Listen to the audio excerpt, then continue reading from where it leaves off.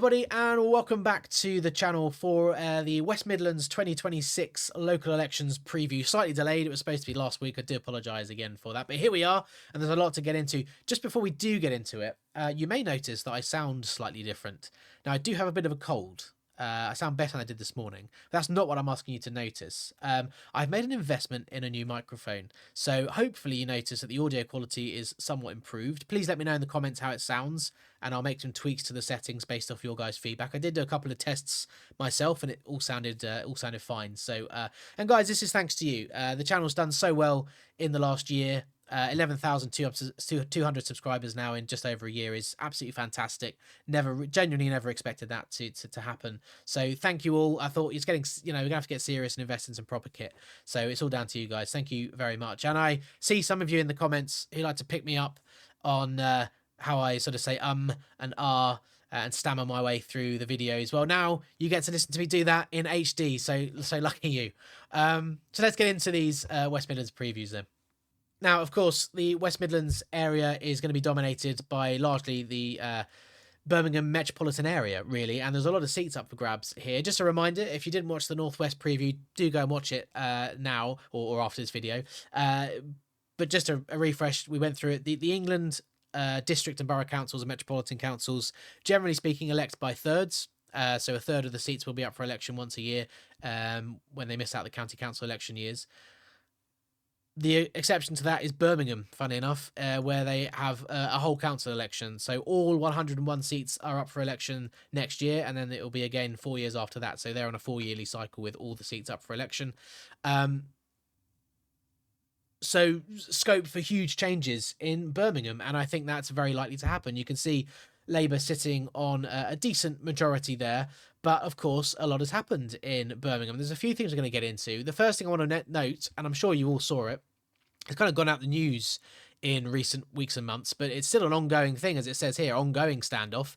The Birmingham bin strikes. Obviously, we've seen refuse piled up in the streets, stories about World War I style stories about massive rats running around in the waste. So not great scenes. Obviously, this is a dispute between the City Council and the bin workers union.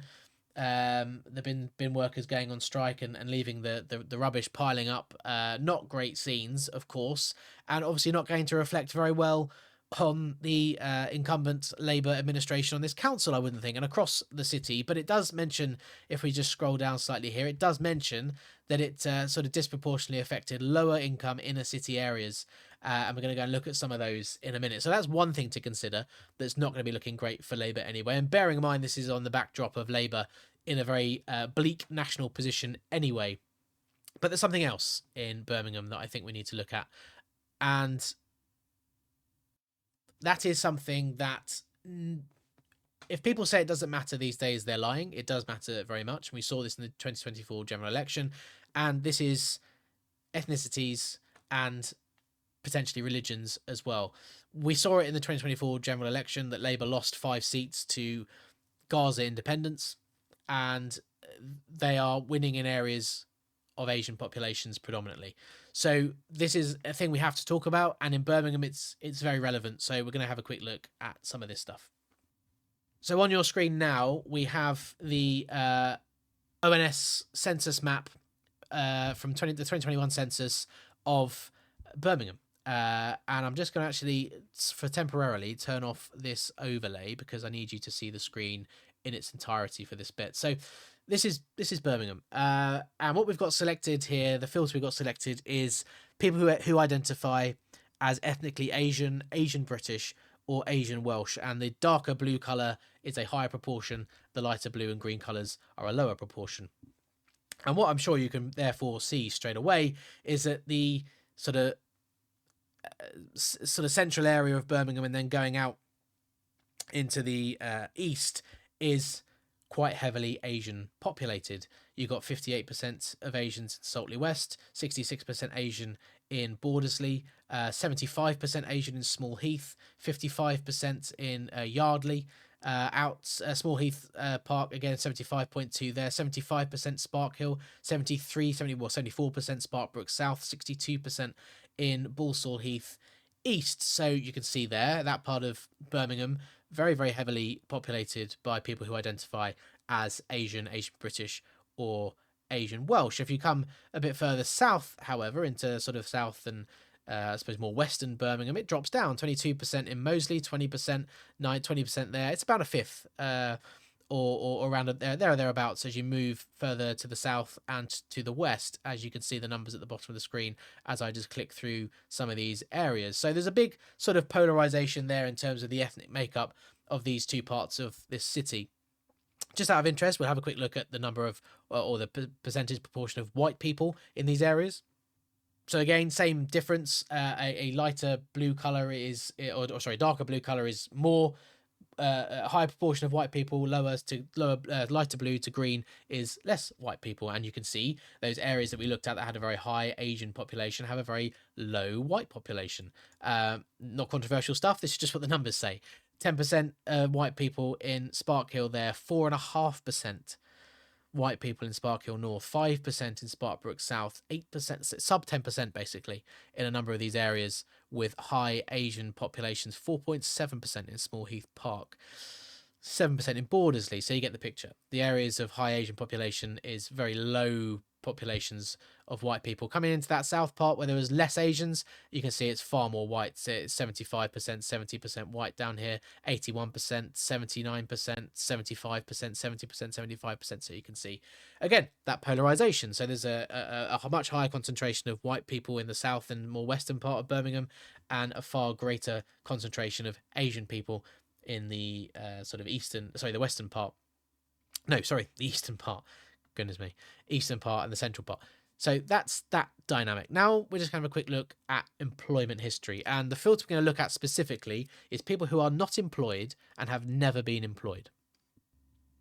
So there it is, and I hope you can see there is quite a high correlation between the areas of very high, 66, 75% Asian populations and these people have never worked. They're not working now and they have never worked. If you look at Sparkhill, 66% of these people have never worked. 65% in Walsall Heath. Sparkbrook North, 61%, 65%, 47% over there, a bit better. 65% there, 62%, 65%. These people are not working and they've never worked. If you move down to that area of much greater concentration of ethnically white people, the numbers are quite different. 30%, 25%, 35%, 26%, 25%, 25%. Now, look, these numbers aren't great, I would say, either, but far, far lower than what we just looked at. And bear in mind, this is, as you might be able to see at the bottom of the screen there, this is people aged 16 years and over. So there are going to be some people who are counted in this who are students. And we could look at the student population as well. But I don't think it's going to account for that much, okay? So numbers not great down here in the south either, but markedly better than what we just saw in those other parts of Birmingham. Now, just to be fair and balanced, and to make, so there's no aspersions that I'm trying to make an agenda here, we just look at not in employment and not worked in the last 12 months. And there you can see the numbers down here are actually are bad again. So, and remember, this was 2021, so there is COVID elements to work into all of this as well, if you can cast your mind back to those days. 65%, 63%, 65%, 65, 62, 50. So a lot of people down here in these white areas who are not currently working and also haven't worked in the last 12 months, which is long-term unemployment. So clearly there's an employment issue in Birmingham anyway, and that needs to be tackled. And to be honest, that's probably not something the city council can do all that much about. It's something that the national government needs to sort out, because this is an issue, I know, outside of the southeast in general. There's millions and millions of people whose human capital is going to waste, and it really is a tragedy for the country.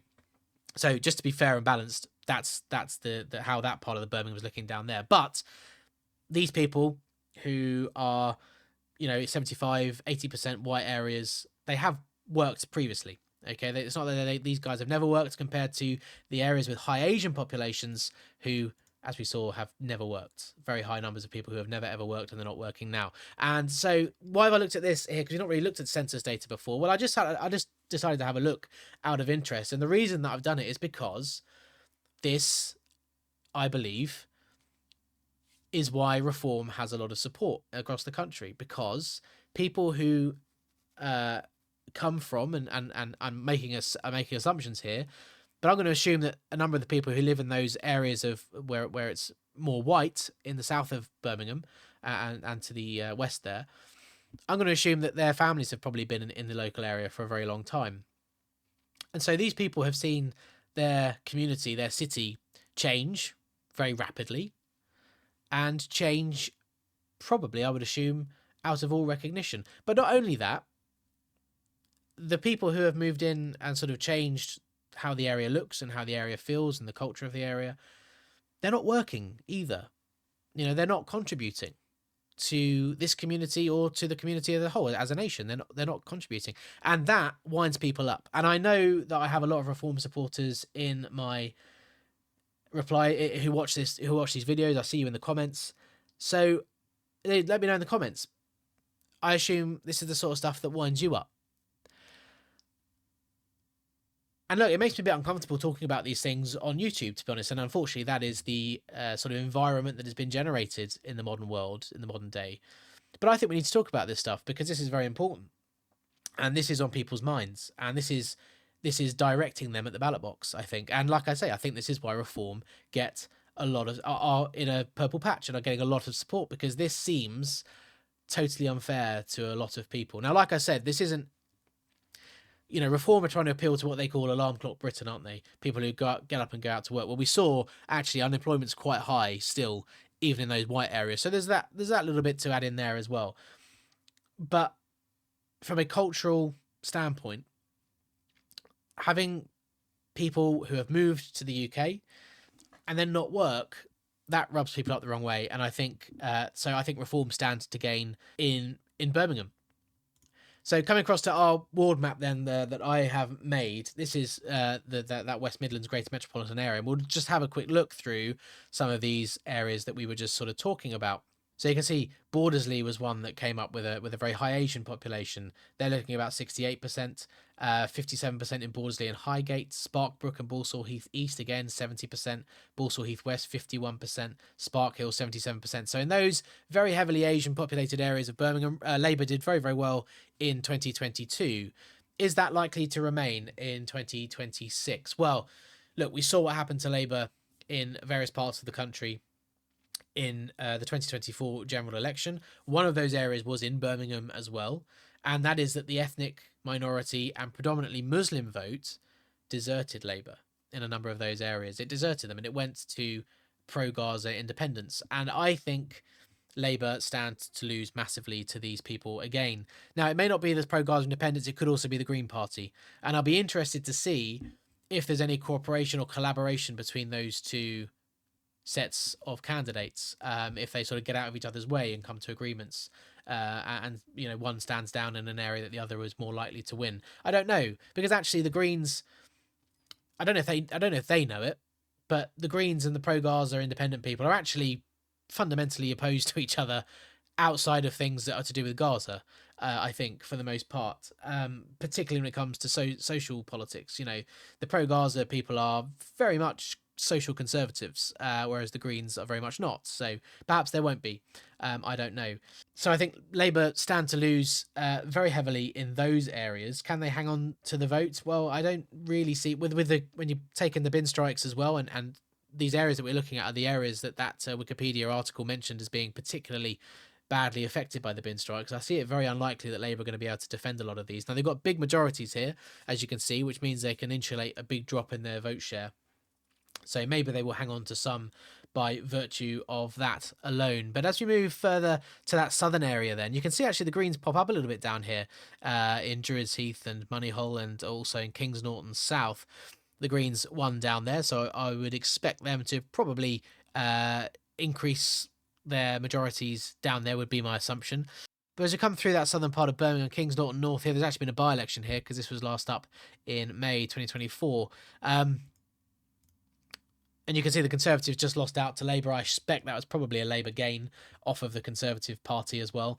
But the Conservatives did pretty well, and you can see there's Conservative wards down here as well, where they had 50% of the vote there, almost 50% of the vote there, 61% as well. So the Tories did well in this part, and you can see that Labour's vote shares are not by any stretch as strong as they are in those other parts that we were looking at, 40% there. Again, these may well have been gainers off the Conservatives. In fact, there's been an election there as well, by-election there, which I expect Labour gained off of the Conservatives. This was 2022, so again, Labour just pipped the Conservatives there, but Conservatives very, very competitive. Bit better for Labour in Selly Oak. And again, Bournebrook and Selly Park, a strong win for Labour, but not the sort of high margins that we saw or high vote shares that we saw for them in those very Asian-dominated areas of the city. So I think Reform stand to gain greatly down in this part of Birmingham, going after that white British vote, going after the ones who are working in particular.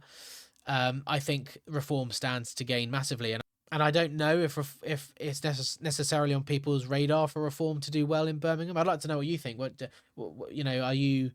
Would you be surprised if Reform did well in Birmingham, or would you agree with that? Look, I don't know.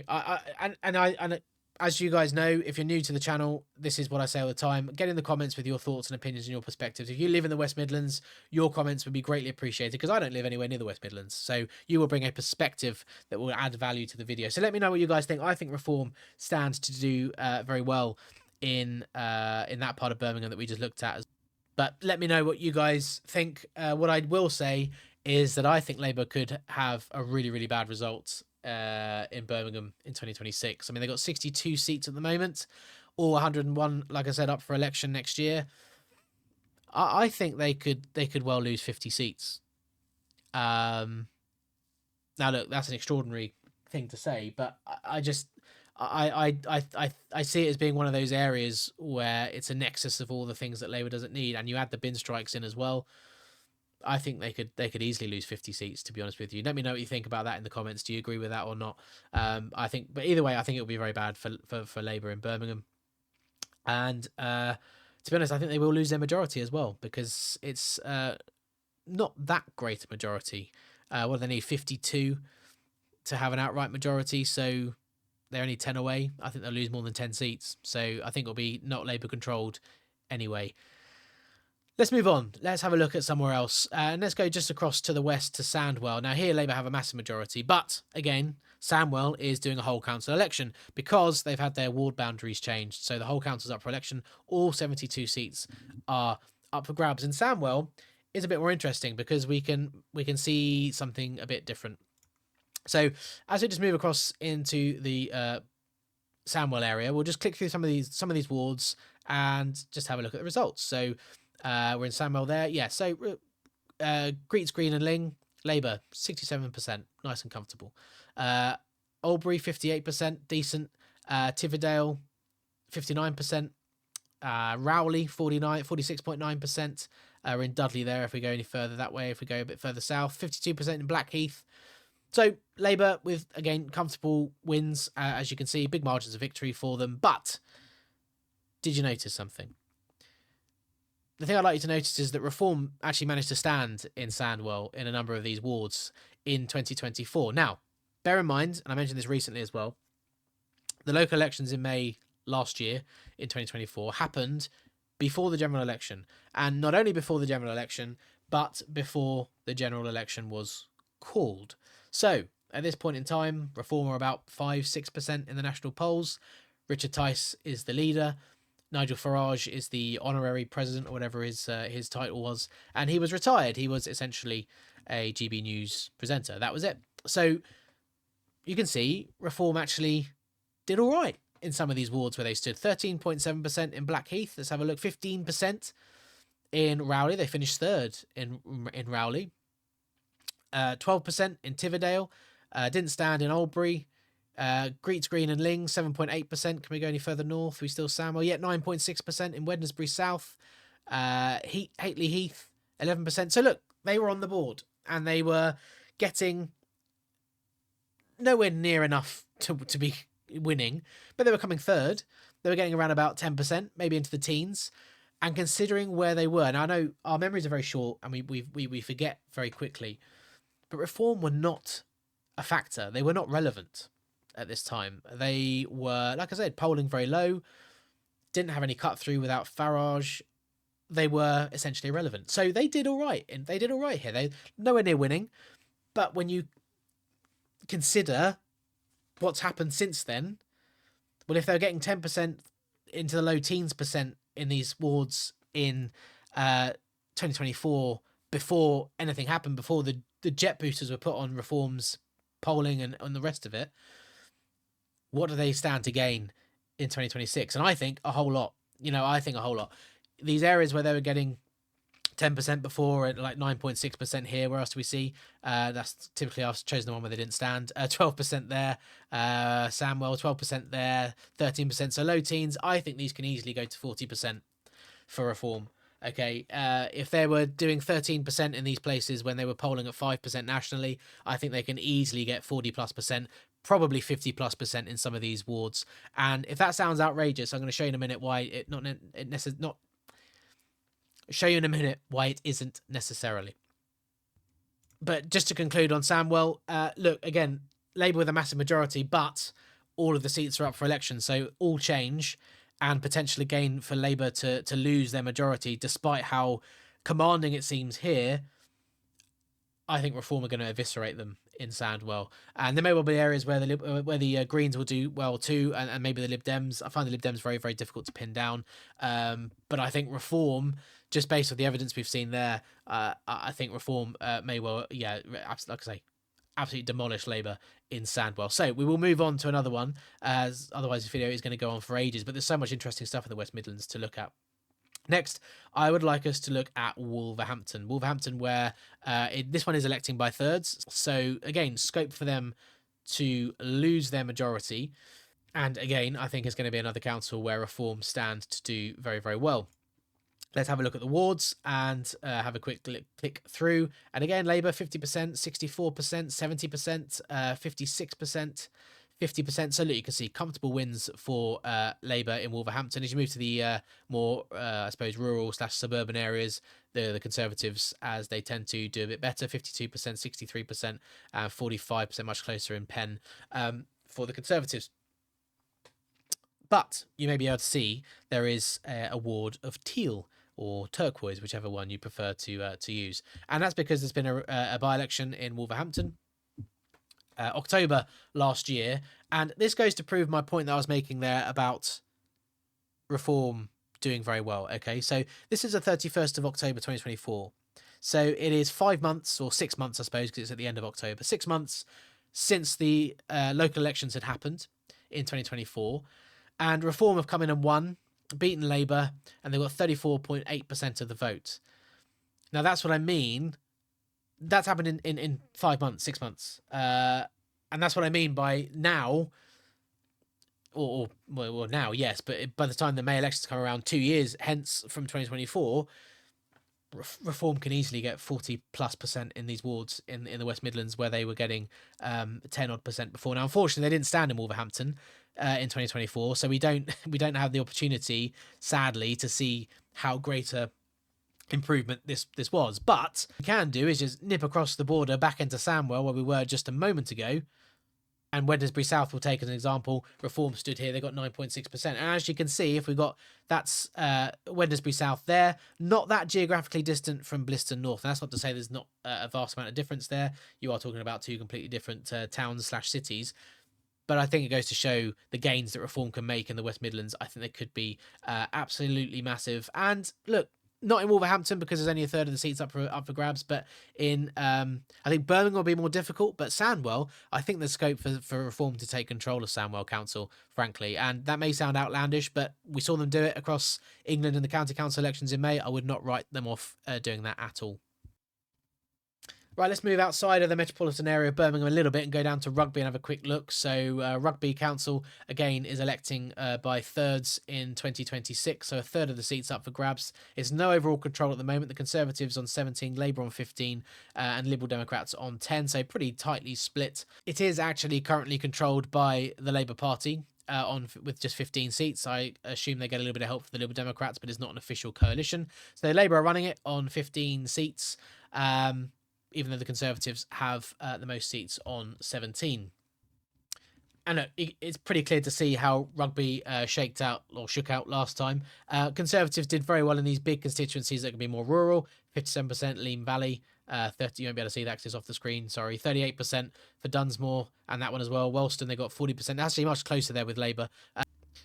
Technology's not playing ball. I do apologise. Right there, I'll just move the screen slightly. Revel and Binley Woods, 61%, and then up there 75% pretty much with just two on the ballot paper. So the Conservatives did very well in the larger, more rural wards. Sorry, keep saying constituencies.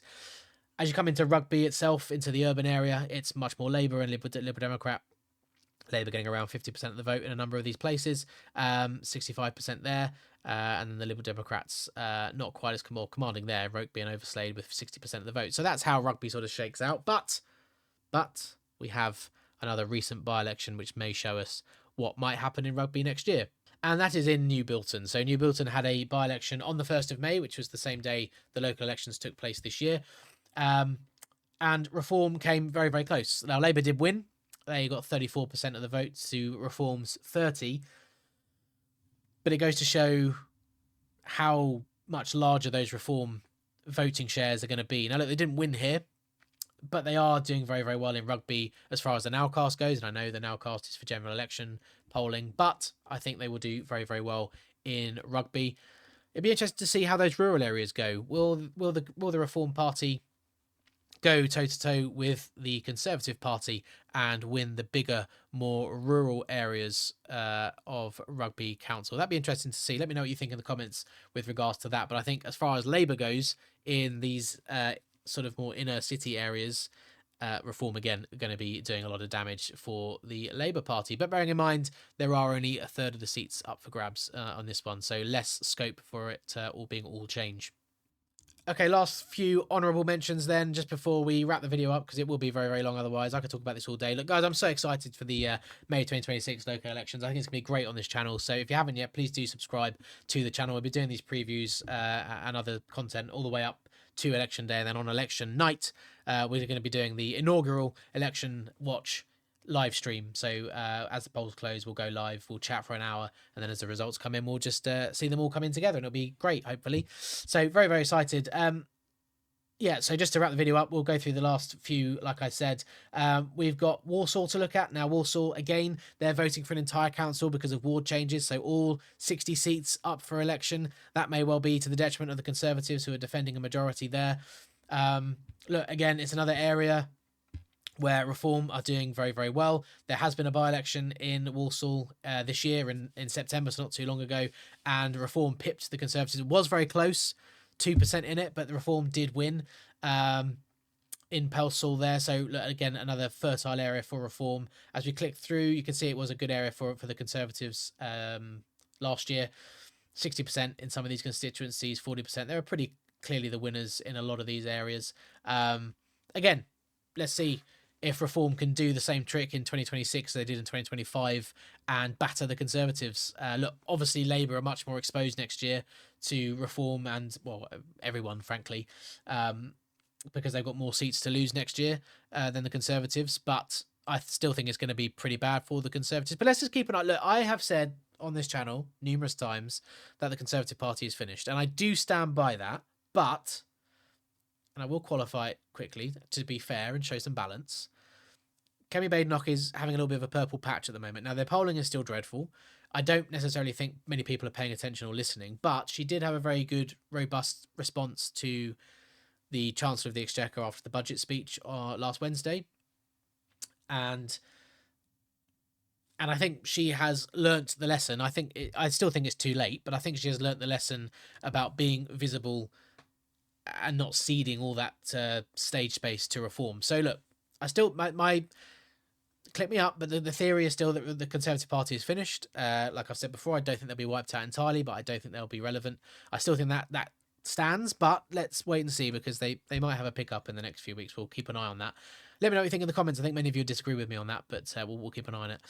So look, Walsall, it is Conservative majority. It's going to depend, again, if Reform can do what they did to the Conservatives this year, next year, then Reform will gain control of Walsall Council, because they can win all of the seats are up for grabs, so they can deprive the Tories of their majority there. Moving on to the next one, very quick look at Cannock Chase, another area where Reform do very well. Only a third of the seats up for grabs in Cannock Chase. It's a 36-seat council. Labour are on 20, so what's that? A majority of 2, or 1 really, I suppose. Majority would be, or 50% exactly is 18, so they need 19 to have an outright majority. So again, seems very, very unlikely that Labour will maintain control of this council. Going into the wards, you can see the Greens have a bit of a presence here in Cannock Chase. Be interesting to see if they can sort of expand their appeal, I suppose. Let's see. There's a lot of hype around the Greens at the moment. Look, again, strong for a Labour in 2024, 60% of the vote up there. But again, there's been a by-election, 2025 August. There was a by-election in Cannock Chase. Reform got 50% of the vote, and this is what I mean.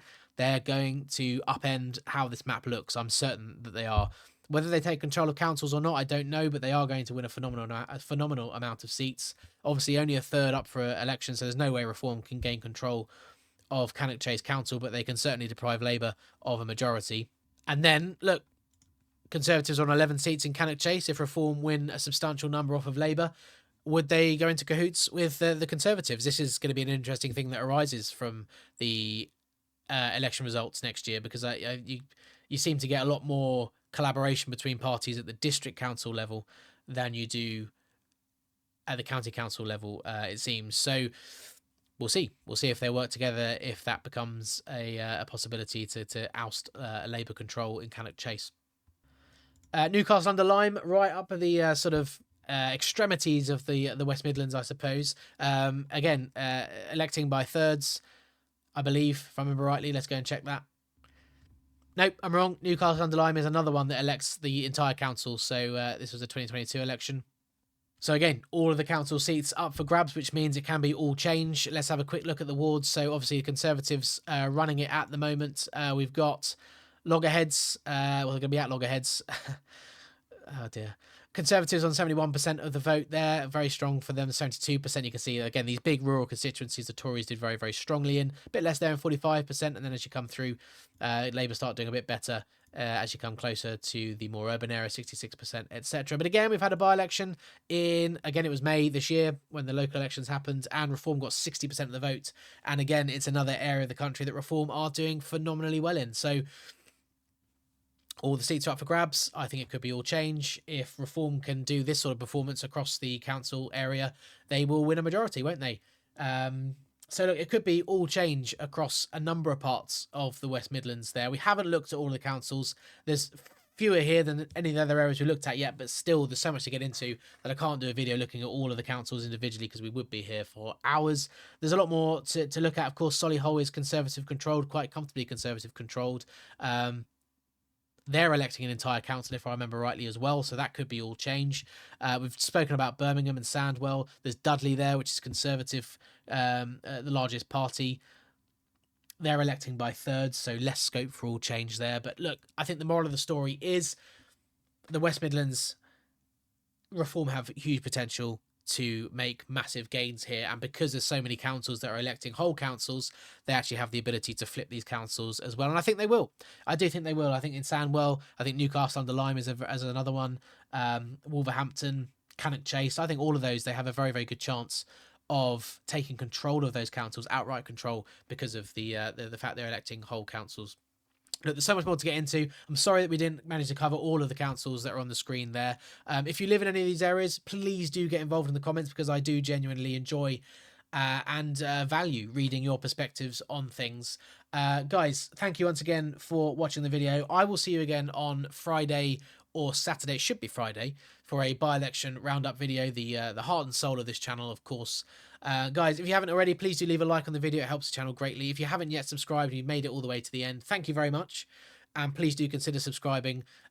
More of this sort of video coming up. We've still got to go through the northeast. We've got to look at 3/4 of London, southeast, Scotland as well, East Midlands, Yorkshire. There's loads to get on to. There's loads of content to come. So I'm really, really looking forward to it. Guys, thank you very much for watching, and I will see you all on the next video.